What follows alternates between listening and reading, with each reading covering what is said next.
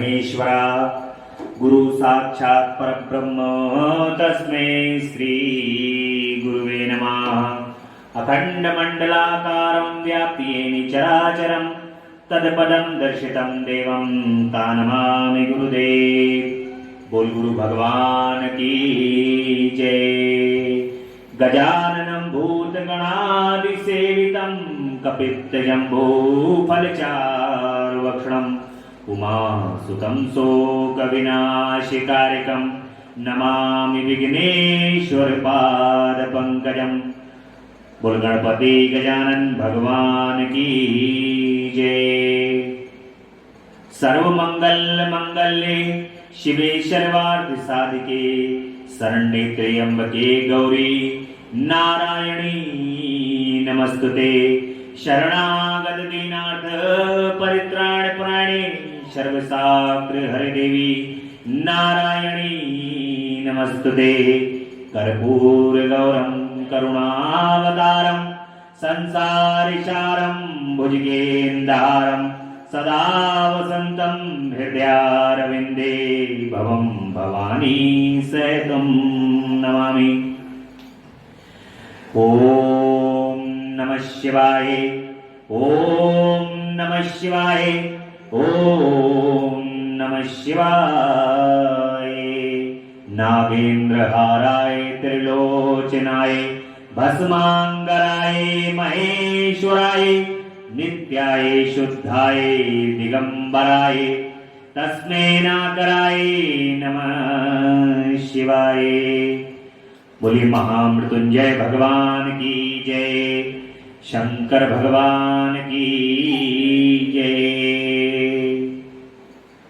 भगवान श्री गुरुदेव की असीम अनुकंपा से माता पिता के आशीर्वाद आप सभी भक्तों के भाग्य के कारण श्रद्धा विश्वास के कारण भगवान शिव और जगदम्बा अम्बा पराशक्ति की परम कृपा से आज भगवान की शिव पुराण स्वयं साक्षात जो भगवान के शिव स्वरूप हैं कथा का आज 8वां दिन है, अष्टम दिवस है।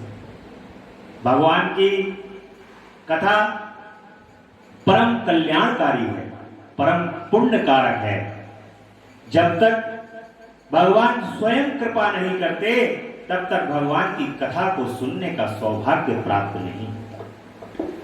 ये परम सौभाग्य श्रावण मास में हम सभी को जो प्राप्त हुआ है ये हमें अपना परम सौभाग्य समझते हुए भगवान के श्री चरण कमल में यदि हम अनेक करोड़ों बार यदि कोटि कोटि प्रणाम करें तो वो भी कम है, क्योंकि उनके नाम का रस भाग्य से ही लोगों को प्राप्त होता है। जब भगवान के नाम का रस आपको प्राप्त होता है तब ये संसार के अंदर सारी वस्तु अन्यथा हो जाती है।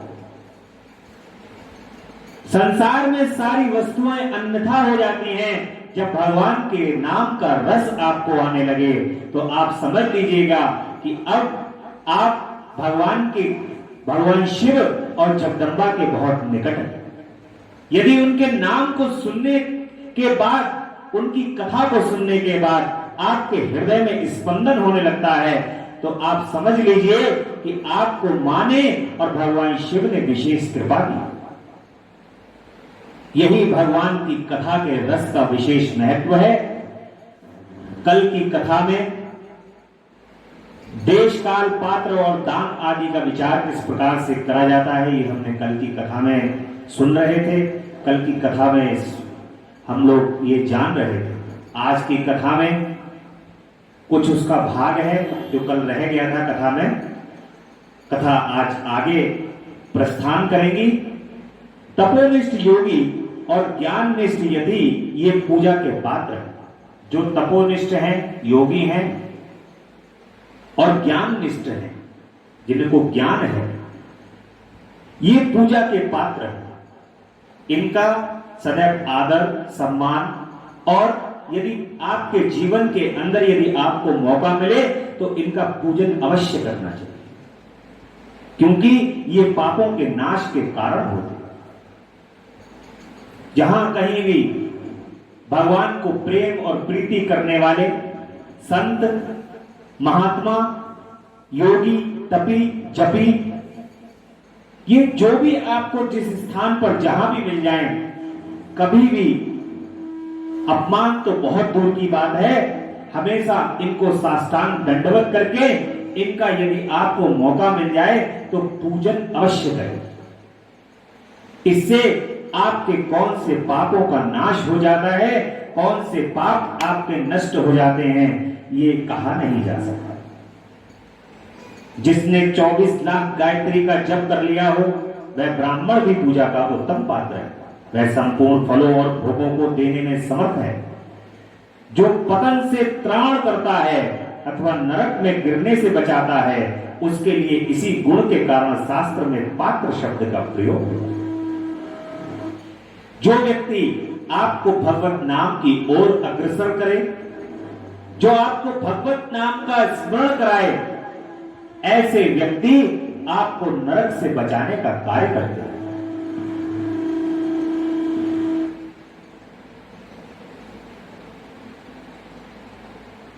गायत्री अपने गायक का पतन से त्राण करती हैं, इसलिए वह गायत्री कहलाती हैं। जैसे इस लोक में जो धनहीन है वह दूसरे को धन नहीं देता, और जो यहां धनवान है वही दूसरे को धन दे सकता है। इसी तरह जो स्वयं शुद्ध और पवित्र आत्मा है वही दूसरे मनुष्यों का त्राण और उद्धार कर सकता है। जो गायत्री का जप करके शुद्ध हो गया है वही शुद्ध ब्राह्मण कहलाता है। इसलिए दान, जप, होम और पूजा सभी कर्मों के लिए वही शुद्ध पात्र है। ऐसा ब्राह्मण ही दान तथा रक्षा करने की पात्रता रक्षा है। स्त्री हो या पुरुष, जो भी भूखा हो वही अन्न दान का पात्र है। एक बात हमेशा अपने जीवन के अंदर स्मरण रखिए कि कभी भी अपने सामने या अपने द्वार से किसी भूखे को वापस मत जाने दीजिए। यदि ये सबसे बड़ा जीवन के अंदर पुण्य का कार्य है, आप यदि स्वयं भी भोजन कर रहे हो, भोजन करने के लिए बैठे हो, और आपके दरवाजे पर यदि कोई भूखा व्यक्ति आ जाए और आपको अपने आगे का भोजन उठा करके उसको देना पड़ जाए, तो कदापि संकोच मत करिएगा। क्योंकि यदि उसकी आत्मा को तृप्त कर दिया, उसको भोजन करा दिया, तो आप समझ लीजिए आपको हजारों अश्वमेध यज्ञों का फल प्राप्त होगा। उस समय तो आपको थोड़ा सा कष्ट हो सकता है, क्योंकि आपको भूख लग रही होगी, तो आप अपने आगे का यदि भोजन उठा के दोगे तो उस समय हल्का सा आपको ये हो सकता है कि मुझे भूख लग रही है, मैं अपने आगे का भोजन कैसे उठा के दूं। परंतु यदि जीवन के अंदर ऐसा मौका कभी आ जाए और कोई भूखा यदि आपके सामने खड़ा हो, तो आप उसको कदापि चिंता नहीं करना और अपने आगे का भोजन उठा करके दूसरे के लिए भोजन करा दें। क्योंकि भूखे को भोजन कराने से सीधे ही आत्मा तृप्त होगी। यदि आपने किसी को कोई द्वार पर यदि आपके मांगने के लिए आता है और वो कहता है कि मैं भूखा हूं, मुझे भोजन करा दो, तो यदि ऐसे व्यक्ति की यदि आपने आत्मा को तृप्त कर दिया, तो आत्मा के अंदर तो परमात्मा का निवास है। तो जो भोग लगाने की आप भगवान को 56 भोग लगाने की बात आप मंदिरों के अंदर करते हैं, यदि आप किसी की कोई भूखे व्यक्ति को यदि आप भोजन करा दोगे तो सीधे डायरेक्ट भगवान को भोग प्राप्त होता है। और आप ये बात अनुभव करेंगे, यदि आप किसी भी व्यक्ति के लिए जो भूख से परेशान है भोजन कराते हैं, वैसे ही तुरंत आपकी आत्मा के अंदर एक बल प्राप्त होता है। वो बल आपको आत्मीय बल प्राप्त प्रदान करता है। इससे ये सिद्ध होता है कि संसार के अंदर जितनी भी आत्माएं हैं वो सब एक ही हैं, उस पर ब्रह्म का स्वरूप ही है। क्योंकि ये सारी आत्माएं उस पर ब्रह्म से ही तो निकली हुई, हम सब उन्हीं का ही तो अंश है। इसलिए अगर हो सके तो अवश्य भोजन कराएं। दान, जप, होम और पूजा सभी कर्मों के लिए वही शुद्ध पात्र है। ऐसे ब्राह्मण ही दान तथा रक्षा करने की पात्रता रखते हैं। जिनको जिस वस्तु की इच्छा हो उसे उस वस्तु को बिना मांगे ही दे दी जाए तो दाता को उस दान का पूरा पूरा फल प्राप्त होता है। ऐसी महर्षियों की मान्यता है, जो सवाल या याचना करने के बाद दिया गया हो वह दान आधा ही फल देने वाला बताएगा। अगर आप किसी को फल दान दे रहे हैं तो किसी ने अगर कोई वस्तु मांगी तो आप उससे कहेंगे कि ये क्यों चाहिए, आपको 2 की आवश्यकता है, आप 4 क्यों मांग रहे हैं। अगर आपने ये सवाल जवाब कर लिया, यदि मन के अंदर शंका उत्पन्न कर ली, तो जो दान को देने का फल है वो आपका आधा ही रहेगा। इसलिए जहां पर जो जगह पात्र हो, यानी कि जिस जगह पर आपको जो वस्तु देनी हो, आपको लगता है कि इस जगह पर देने के बाद मेरा दान सुकृत है, कभी वहां पर सवाल जवाब नहीं करना चाहिए। तुरंत आंख बंद करके उस जगह पर वो वस्तु दे दे और दूसरे हाथ को इसका स्मरण भी ना होने दे कि आपने दान कर दिया। जो अपने सेवकों को दिया हुआ दान 1/4 फल देने वाला होता है। विप्रवरों, जो जाति मात्र से ब्राह्मण हैं और दीनता पूर्ण वृत्ति से जीवन बिता रहे हैं, उन्हें दिया हुआ धन का दान दाता को इस भूतल पर 10 वर्षों तक भोग प्रदान करने वाला है। वही दान यदि वेद वेत्ता ब्राह्मण को दिया जाए तो वह स्वर्गलोक में देवताओं के वर्ष से 10 वर्षों तक दिव्य भोग देने वाला होता है। शील और इच्छ वृत्ति से लाया हुआ और गुरु दक्षिणा में प्राप्त हुआ अन्न धन शुद्ध द्रव्य कहलाता है। उनका दान दाता को पूर्ण फल देने वाला बताया गया है। क्षत्रियों का शौर्य से कमाया हुआ, वैश्यों का व्यापार से आया हुआ और शूद्रों का सेवा निवृत्ति से प्राप्त हुआ धन भी उत्तम द्रव्य कहलाता है। धर्म की इच्छा रखने वाली स्त्रियों को जो धन पिता एवं पति से मिला हुआ है, उनके लिए वह उत्तम द्रव्य है। गौ आदि 12 वस्तुओं का चैत्र आदि 12 महीनों में क्रमशः दान करना चाहिए। गौ, भूमि, तिल, सुवर्ण, घी, वस्त्र, धान्य, गुड़, चांदी, नमक, कोहड़ा और कन्या, ये 12 वस्तुएं हैं। इनमें गोदान से कायिक वाचक और मानसिक पापों का निवारण तथा कायिक आदि पुण्य कर्मों की पुष्टि होगी। ब्राह्मणों, भूमि का दान इहलोक और परलोक में प्रतिष्ठा, आश्रय की प्राप्ति कराने वाला है। तिल का दान बलवर्धक एवं मृत्यु का निवारक होता है। सुवर्ण का दान जठराग्नि को बढ़ाने वाला तथा वीरदायक है। घी का दान पुष्टिकारक होता है। वस्त्र का दान आयु की वृद्धि कराने वाला होता है, ऐसा जानना चाहिए। धान्य का दान अन्न धन की समृद्धि में कारक होता है।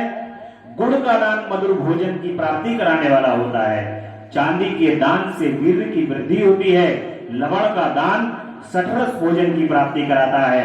सब प्रकार का दान सारी समृद्धि की सिद्धि के लिए होता है।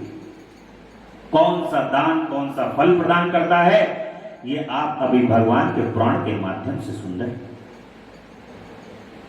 विज्ञ पुरुष कूष्मांड के दान को पुष्टिदायक मानते हैं। कन्या का दान आजीवन भोग देने वाला कहा गया है। ब्राह्मणों, वह लोक और परलोक में भी संपूर्ण भोगों की प्राप्ति को कराने वाला है। विद्वान पुरुष को चाहिए कि जिन वस्तुओं से श्रवण आदि इंद्रियों की तृप्ति होती है उनका सदा दान करें। जिन वस्तुओं से श्रवण आदि इंद्रियों की तृप्ति होती है उनका सदा दान करें। श्रोत्र आदि 10 इंद्रियां के जो शब्द आदि इस विषय है उनका दान किया जाए तो वे भोगों की प्राप्ति कराते हैं तथा दिशा आदि इंद्रिय देवताओं को संतुष्ट करते हैं। वेद और शास्त्र को गुरुमुख से ग्रहण करके गुरु के उपदेश से अथवा स्वयं ही बोध कराने के पश्चात जो बुद्धि का यह निश्चय होता है कि कर्मों का फल अवश्य मिलता है, इसलिए उच्च कोटि की आस्तिकता कहते हैं। भाई, बंधु एवं राजा के भय से जो आस्तिकता, बुद्धि या श्रद्धा होती है वह कनिष्ठ श्रेणी आस्तिकता कहलाती है। कभी भी किसी के डर से अपने धर्म को छोड़ना नहीं चाहिए। या किसी के प्रभाव में आकर के अपने धर्म को कभी भी नहीं छोड़ना चाहिए। व्यक्ति को सदैव भगवान के श्री चरण कमल में आस्था रखनी चाहिए और ये आस्था भगवान की ओर को अग्रसर करती है। जो सर्वदा दरिद्र है, इसलिए जिनके पास सभी वस्तुओं का अभाव है, वह वाणी अथवा कर्म द्वारा यजन करे। मंत्र, स्तोत्र और जप आदि को वाणी द्वारा किया गया यजन समझना चाहिए तथा तीर्थ यात्रा और व्रत आदि को विद्वान पुरुष शारीरिक यजन मानते हैं। जिस किसी भी उपाय से थोड़ा हो या बहुत देवता तर्पण बुद्धि से जो कुछ भी दिया अथवा किया जाए, वह दान या सकर्म भोगों की प्राप्ति कराने में समर्थ होता है। तपस्या और दान ये दो कर्म मनुष्य को सदा करने चाहिए तथा ऐसे ग्रह का दान करना चाहिए जो अपने वर्ण, चमक दमक या सफाई और गुण से सुशोभित। बुद्धिमान पुरुष देवताओं की तृप्ति के लिए जो कुछ देते हैं वह अतिशय मात्रा में और सब प्रकार के भोग प्रदान करने वाला होता है। उस दान से विद्वान पुरुष इहलोक और परलोक में उत्तम जन्म और सदा सुलभ होने वाला भोग पाता। ईश्वर प्रबुद्धि से यज्ञ, दान आदि कर्म करके मनुष्य मोक्ष फल की भागी होता है। पृथ्वी आदि से निर्मित देव प्रतिमाओं के पूजन की विधि, उनके लिए नैवेद्य का विचार, पूजन के विभिन्न उपचारों का फल, विशेष मास, वार, तिथि एवं नक्षत्रों के योग में पूजा का विशेष फल तथा लिंग के वैज्ञानिक स्वरूप का विवेचन। ऋषियों ने कहा, साधु शिरोमणे, अब आप पार्थिव प्रतिमा की पूजा का विधान बताइए जिससे समस्त अभिष्ट वस्तुओं की प्राप्ति होगी। बड़ा ही सुंदर प्रसंग है भगवान का। यहाँ पर भगवान की ऋषि लोग कह रहे हैं कि हे साधु शिरोमणि, सूत जी महाराज, अब आप हमें भगवान की पार्थिव प्रतिमा की पूजा का विधान बताइए। भगवान की पार्थिव शिवलिंग को बना करके और उनका पूजन अर्चन करने का इस संसार के अंदर बड़ा ही महत्व, क्योंकि जो व्यक्ति केवल एक बार पार्थिव शिवलिंग बना करके भगवान शिव का यदि पूजन ही कर लेता है और अभिषेक करता है, उसको भगवान शिव के लोक की प्राप्ति होती है। अन्य किसी लोक में वो व्यक्ति जा नहीं सकता। क्यों? क्योंकि भगवान पार्थिव शिवलिंग के पूजन से मिट्टी के द्वारा बनाए हुए अपने शिवलिंग के द्वारा अति प्रसन्न होते हैं। भगवान बहुत प्रसन्न होते हैं, इसलिए अपने यतन, अपने आप स्वयं मिट्टी लेकर के आकर के और स्वयं भगवान के शिवलिंग को बनाकर उसका प्रतिदिन जो पूजन करता है। अभी आज के समय में चूंकि समय का अभाव है और संसार में अपने अपने कार्यों के अंदर लोग व्यस्त हैं, परंतु ये जो श्रावण का मास चल रहा है, हजारों लाखों करोड़ों लोग ऐसे होंगे जो प्रतिदिन पार्थिव शिवलिंग बना रहे होंगे भगवान का और प्रतिदिन भगवान का पूजन कर रहे होंगे। और ये अधिक मास और श्रावण मास में प्रतिदिन भगवान का पूजन करके उस शिवलिंग का विसर्जन कर रहे हैं। ऐसा हजारों लोग, लाखों लोग इस तरीके का कार्य कर रहे होंगे और अनंत पुण्य की प्राप्ति कर रहे होंगे, स्वयं साक्षात भगवान शिव को प्राप्त कर रहे होंगे। सूत जी कहते हैं कि महर्षियों, तुम लोगों ने बहुत उत्तम बात पूछी है। पार्थिव प्रतिमा का पूजन सदा संपूर्ण मनोरथों को देने वाला तथा दुख का तत्काल निवारण करने वाला है। मैं उसका वर्णन करता हूं, तुम लोग उसको ध्यान से देकर के सुनो। पृथ्वी आदि की बनी हुई देव प्रतिमाओं की पूजा इस भूतल पर अभिष्टदायक मानी गई है। निश्चय ही इसमें पुरुषों का और स्त्रियों का भी अधिकार है। नदी, पोखर अथवा कुएं में प्रवेश करके पानी के भीतर से मिट्टी को लेकर के आए, फिर गंध चूर्ण के द्वारा उसमें संशोधन करें और शुद्ध मंडप में रखकर इसे महीन पीसें और साने। इसके बाद हाथ से प्रतिमा बनाएं और दूध से उसका सुंदर संस्कार करें। उस प्रतिमा में अंग प्रत्यंग अच्छी तरह प्रकट हुए हों तथा सब प्रकार के अस्त्र शस्त्रों से संपन्न बनाई गई हो। तदंतर उसे पद्मासन पर स्थापित करके आदर पूर्वक उसका पूजन करें। गणेश, सूर्य, विष्णु, दुर्गा और शिव की प्रतिमा का, शिव का एवं शिवलिंग का द्विज को सदा पूजन करना चाहिए। षोडशोपचार पूजन सहित फल की सिद्धि के लिए 16 उपचारों द्वारा पूजन करना चाहिए। पुष्पों से प्रोक्षण और मंत्र पाठ पूर्वक अभिषेक करना चाहिए। अगहनी के चावल से नैवेद्य तैयार करें। सारा नैवेद्य एक कुड़क लगभग पाव भर होना चाहिए। घर में पार्थिव पूजन के लिए 1 लाख कुड़क और 12 बाहर किसी मनुष्य द्वारा स्थापित शिवलिंग के पूजन के लिए सेर भर यानी नैवेद्य तैयार करना चाहिए। ऐसा जानना चाहिए कि देवताओं द्वारा स्थापित शिवलिंग के लिए 3 सेर नैवेद्य स्थापित करना चाहिए, अर्पित करना चाहिए। उचित और स्वयं प्रकट हुए स्वयं भूलिंग के लिए 5 सेर। ऐसा करने पर पूर्ण फल की प्राप्ति समझनी चाहिए। इस प्रकार सहस्त्रवार पूजा करने से द्विज सत्यलोक को प्राप्त कर लेगा। 12 अंगुल चौड़ा, इससे दूना और 1 अंगुल अधिक अर्थात 25 अंगुल लंबा तथा 15 अंगुल चौड़ा जो लोहे या लकड़ी का बना हुआ पात्र होता है उसे विद्वान पुरुष शिव कहते हैं। उसका 8वां भाग प्रस्थ कहलाता है, जो 4 कुड़क के बराबर माना गया है। मनुष्य द्वारा स्थापित शिवलिंग के लिए 10 प्रस्थ, ऋषियों द्वारा स्थापित शिवलिंग के लिए 100 प्रस्थ और स्वयं भू शिवलिंग के लिए 1 सहस्त्र प्रस्थ नैवेद्य निवेदन किया जाए। तथा जल, तैल आदि गंध द्रव्यों की भी यथा योग्य मात्रा रखी जाए, जो उन शिवलिंग की महापूजा को बताया जाए।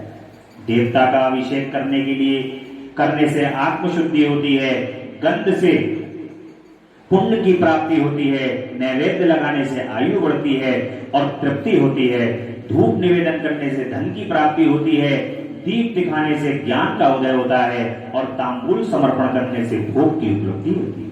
इसलिए स्नान आदि 6 उपचारों को यत्न पूर्वक अर्पित करें। नमस्कार और जप ये दोनों संपूर्ण अभिष्ट फल को देने वाले हैं। इसलिए भोग और मोक्ष की इच्छा रखने वाले लोगों को पूजा के अंत में सदा ही जप और नमस्कार करना चाहिए। मनुष्य को चाहिए कि वह सदा पहले मन से पूजा करके फिर उन उपचारों से करे।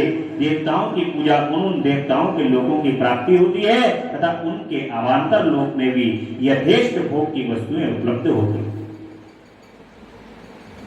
जिस देवता की आप पूजा करते हैं, जिन देवताओं का आप स्मरण करते हैं, जो आपके इष्ट हैं, आपको उनके लोक की प्राप्ति अंत। और सनातन धर्म में कोई भी ऐसी वस्तु नहीं है कि जिसका कोई मतलब ना।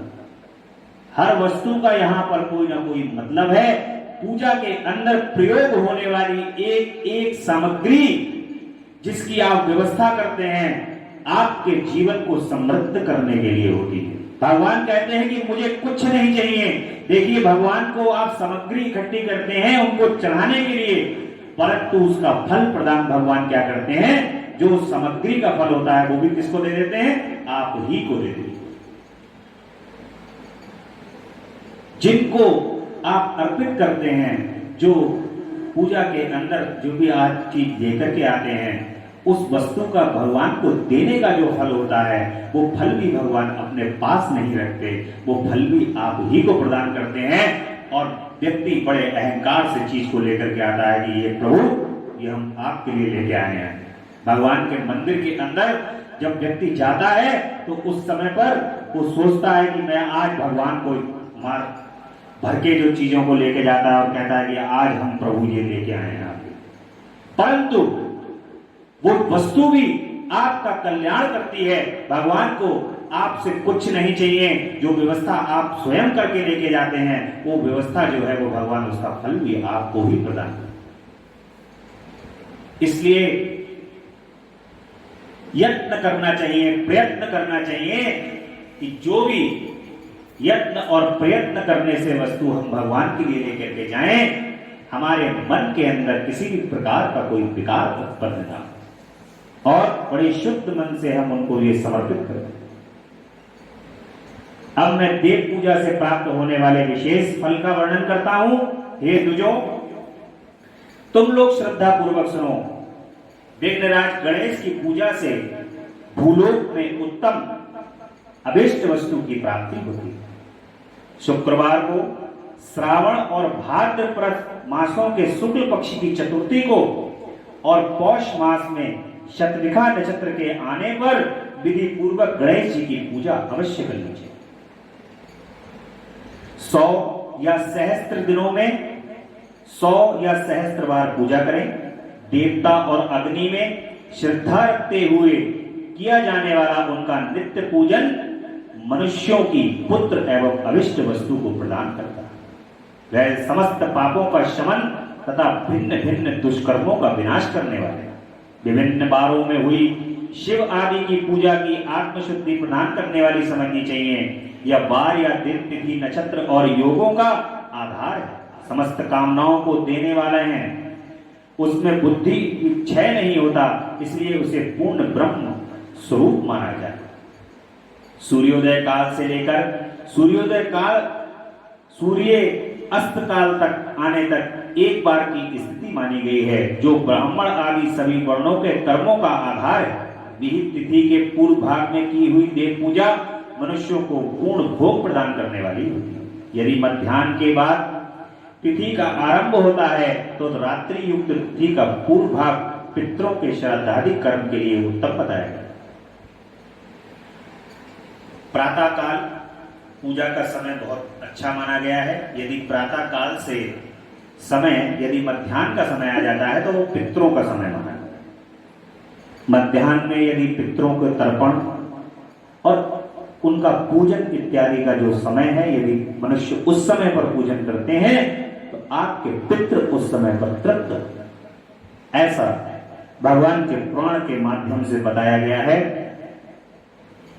ऐसी तिथि का प्रभाग दिन युक्त होता है, अतः वही देव कर्म के लिए प्रशस्त माना गया है।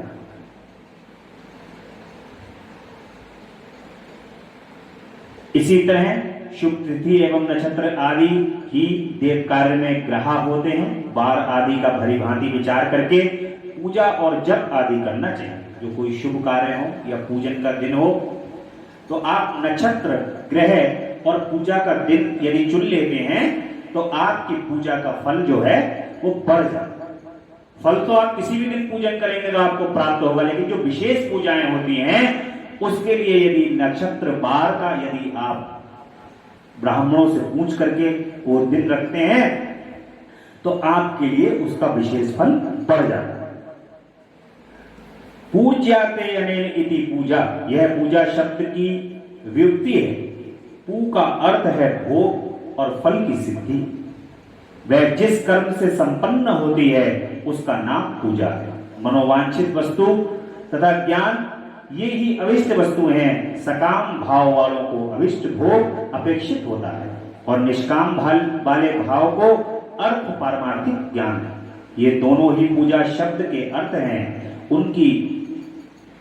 इनकी योजना करने से ही पूजा शब्द की सार्थकता है। इस प्रकार लोक और वेद में पूजा शब्द का अर्थ विख्यात है। नित्य और नैमित्तिक कर्म कालांतर में फल देते हैं, किंतु काम्य कर्म का यदि भली भांति अनुष्ठान हुआ हो तो वह तत्काल फल प्रदान करता है। जो पूजा किसी काम्य फल से, यानी कोई व्यक्ति एक अनुष्ठान करता है और उस अनुष्ठान के लिए मन के अंदर सोचता है कि इस अनुष्ठान के द्वारा मुझे ये फल प्राप्त हो जाए, अगर आपने सच्चे मन श्रद्धा भाव से भगवान की पूजा की है तो आपको तुरंत वो फल प्राप्त होगा। और जो निष्काम भाव से पूजन करते हैं वे तदंतर अपना पूजन करते चलते हैं। और भगवान देखिए, जो निष्काम भाव से पूजन होता है वो पूजन आपको जो आपने नहीं मांगा है वो भी प्राप्त होगा।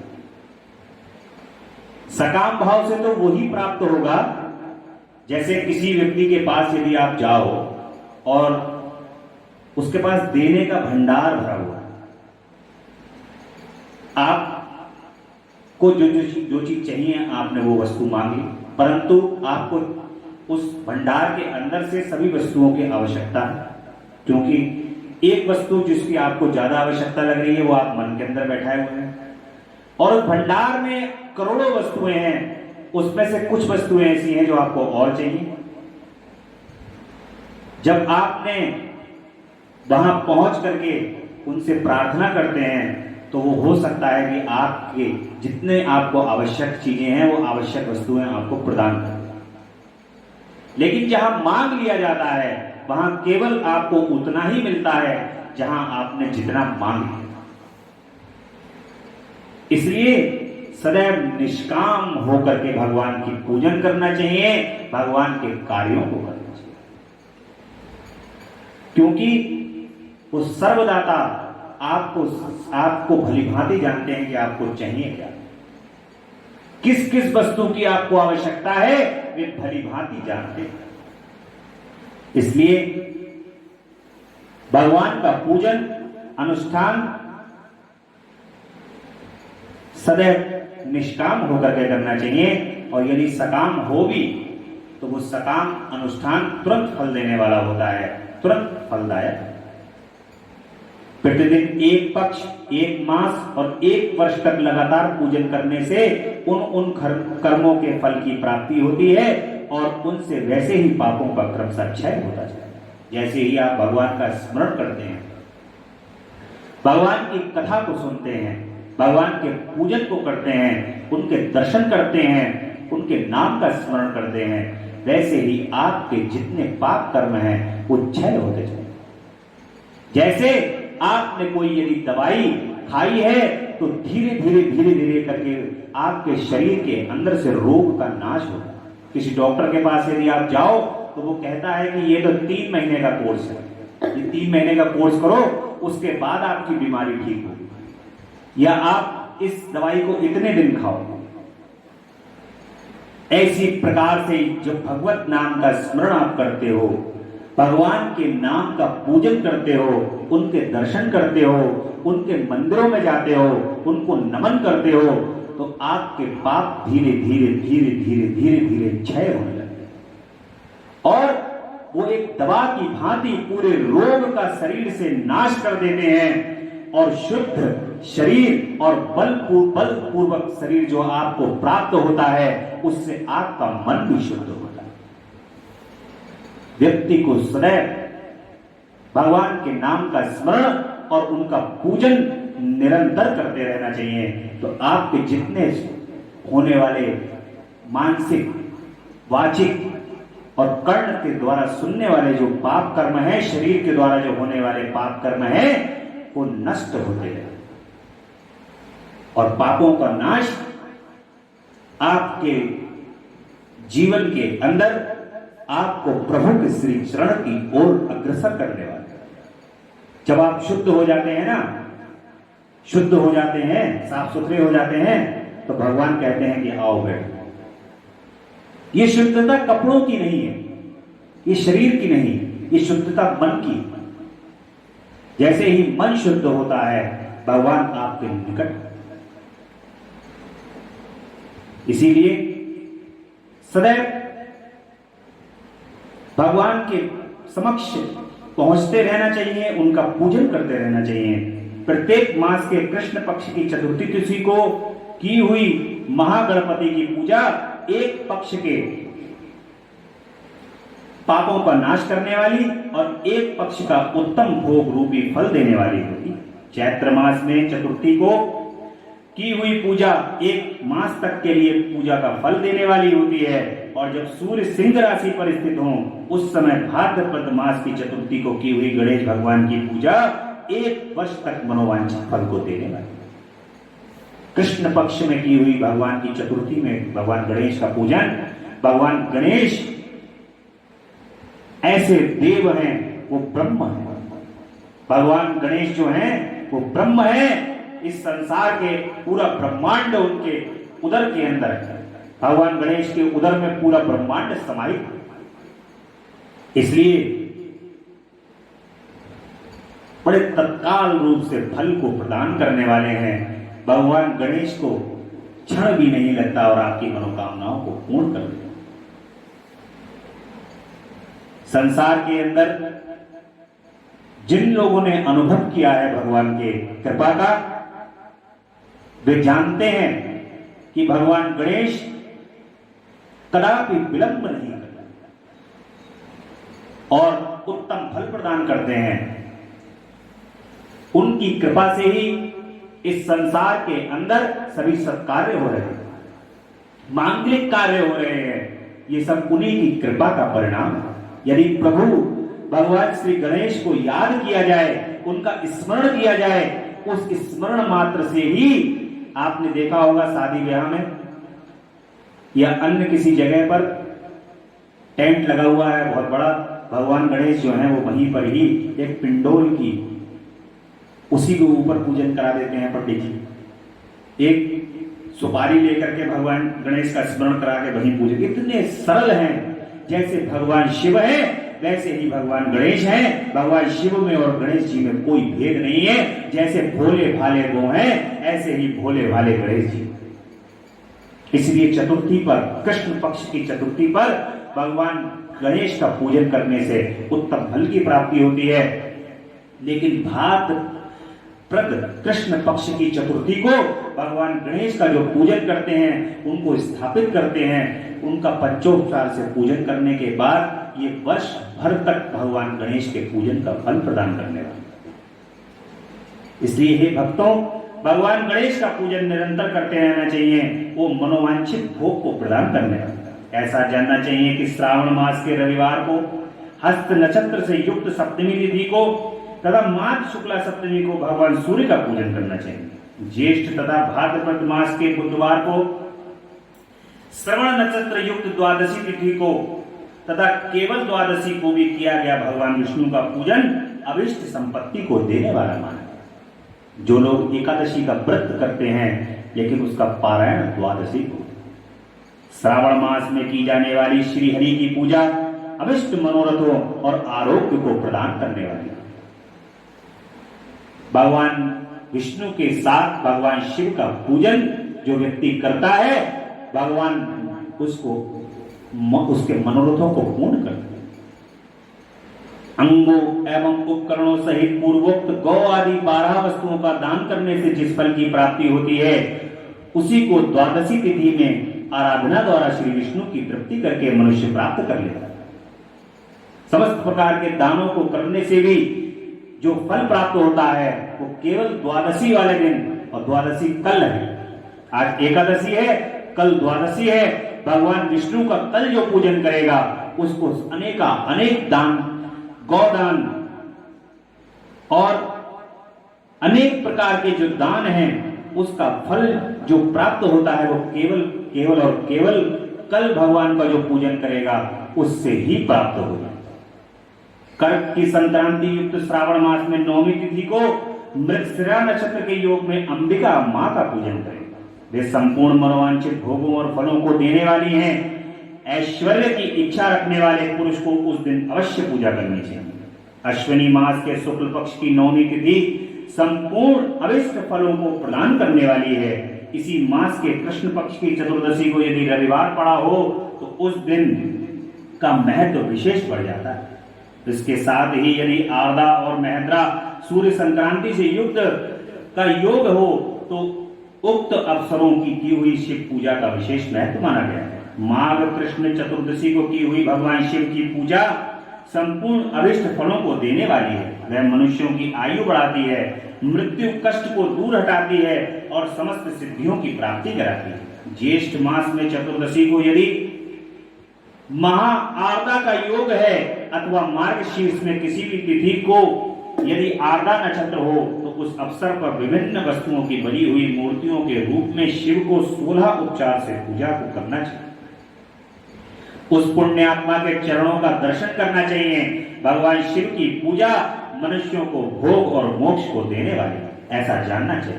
कार्तिक मास में प्रत्येक बार और तिथि आदि में महादेव की पूजा विशेष महत्व है। कार्तिक मास आने पर विद्वान पुरुष दान, तप, होम, जप और नियम आदि के द्वारा समस्त देवताओं का षोडशोपचार से पूजन करें। उस पूजन में देव प्रतिमा, ब्राह्मण तथा मंत्रों का उपयोग आवश्यक है। ब्राह्मणों को भोजन कराने से भी वह पूजन कर्म संपन्न होता है।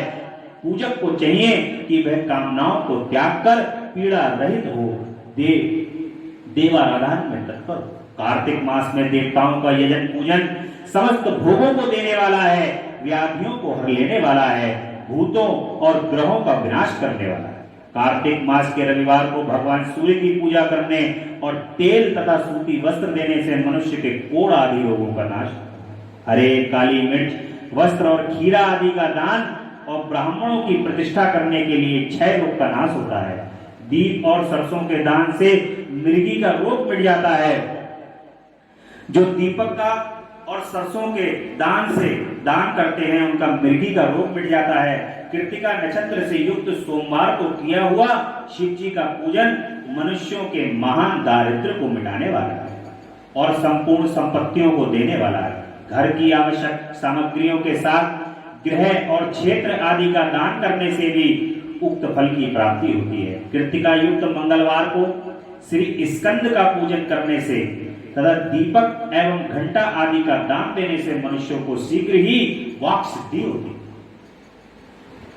उनके मुंह से निकली हुई हर बात सत्य होती है।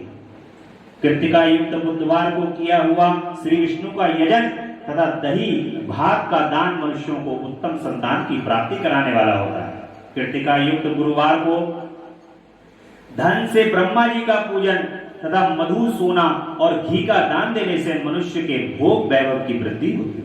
कृतिका युक्त शुक्रवार को गजानन गणेश जी की पूजा करने तथा गंध पुष्प एवं अन्न का दान देने से मानवों के भोग पदार्थों की वृद्धि होती है। इस दिन सोना चांदी आदि का दान करने से बंध्या को उत्तम पुत्र की प्राप्ति होती है। कृतिका युक्त शनिवार को दिक्पालों की वंदना, दिग्गजों, नागों और सेतु पालकों का पूजन, त्रिनेत्रधारी रुद्र पापहारी विष्णु तथा ज्ञानदाता ब्रह्मा का आराधना और धन्वंतरी एवं दोनों अश्विनी कुमार का पूजन करने से रोग, दुर्मृत्यु एवं अकाल मृत्यु का निवारण होता है तथा तात्कालिक व्याधियों की शांति हो जाती है। नमक, लोहा, तेल और उड़द आदि का त्रिकटु, सुमुठ, पीपल और गोल मिर्च, फल, गंध और जल आदि का तथा घृत आदि द्रव्य पदार्थों का और सुवर्ण, मोती आदि कठोर वस्तुओं का भी दान देने से स्वर्गलोक की प्राप्ति होती है। इनमें से नमक आदि का मान कम से कम 1 प्रस्थ 1 सेर होना चाहिए और सुवर्ण आदि का मान कम से कम 1 पल होना चाहिए। धन की संक्रांति से युक्त पौष मास में उषा काल में शिव आदि समस्त देवताओं का पूजन क्रमशः समस्त सिद्धियों की प्राप्ति कराने वाला होता है। इस पूजन से अगहनी के चावल से तैयार किए हुए भविष्य का नैवेद्य उत्तम बताया गया है।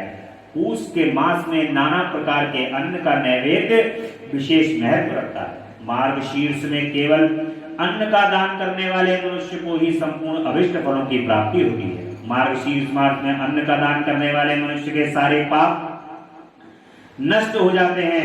वह अभिष्ट सिद्धि, आरोग्य, धर्म, वेद का सम्यक ज्ञान, उत्तम अनुष्ठान का फल, इहलोक और परलोक में महान भोग, अंत में सनातन योग तथा वेदांत यज्ञ की सिद्धि प्राप्त कर लेता है। जो भोग की इच्छा रखने वाला है वह मनुष्य मार्गशीर्ष मास में आने पर कम से कम 3 दिन भी उषा काल में अवश्य देवताओं का पूजन करे और पौष मास को पूजा करने से खाली ना जाने दे। उषा काल से लेकर संगम काल तक ही पौष मास में पूजन का विशेष महत्व बताया गया। पूष के महीने में पूरे महीने भर जितेंद्रिय और निराहार रहकर द्विज प्रातः काल से मध्याह्न काल तक देव माता गायत्री का जाप करें। तत्पश्चात रात को सोने के समय तक पंचाक्षर आदि मंत्रों का जप करे। ऐसा करने वाले ब्राह्मण ज्ञान पाकर शरीर छूटने के बाद मोक्ष को प्राप्त कर लेता है। द्विजेतर नर नारियों के त्रिकाल स्नान और पंचाक्षर मंत्र के ही निरंतर जप से विशुद्ध ज्ञान प्राप्त हो जाता है। इष्ट यंत्रों का सदा जप करने से बड़े पापों का भी नाश हो जाता है। अपने इष्ट देव का अवश्य जप करते रहना चाहिए। जो अपने इष्ट का स्मरण करता रहता है उसके जितने भी पाप हैं उनका नाश होता है। जब भी आप खाली बैठे, ऐसे तो जिनको अभ्यास हो जाता है वो कोई भी कार्य कर रहे हो उनके हृदय से अपने इष्ट का नाम निकलता ही रहता है। हृदय उनका जाप करता रहता है और ये जाप की माला चलती रहती है, परंतु ये अभ्यास करने के लिए भी हमें निरंतर, जैसे ही हम खाली हों, कहीं बैठे हों या रात्रि में हमारी निद्रा खुल जाए, तो उस समय पर हमें अपने इष्ट को याद करते करते करते करते निद्रा में, जब हम उनको याद करते रहेंगे याद करते रहेंगे याद करते रहेंगे तो निद्रा आ जाएगी। निद्रा में भी हमें उन्हीं के दर्शन प्राप्त हो। और ऐसा करोड़ों करोड़ों पापों को नाश करने वाला अपने इष्ट का ये जो स्मरण होता है, उनका मंत्र होता है, वो करोड़ों पापों का नाश करता है। आज की कथा में भगवान की कथा यहीं विश्राम लेगी और कल की कथा में सारा सराचर जगत, चराचर जगत बिंदु नारद स्वरूप है, बिंदु शक्ति है, नाद भगवान शिव है। कल हम इसका वर्णन करेंगे, बड़े प्रेम से स्मरण करेंगे भगवान के नाम का।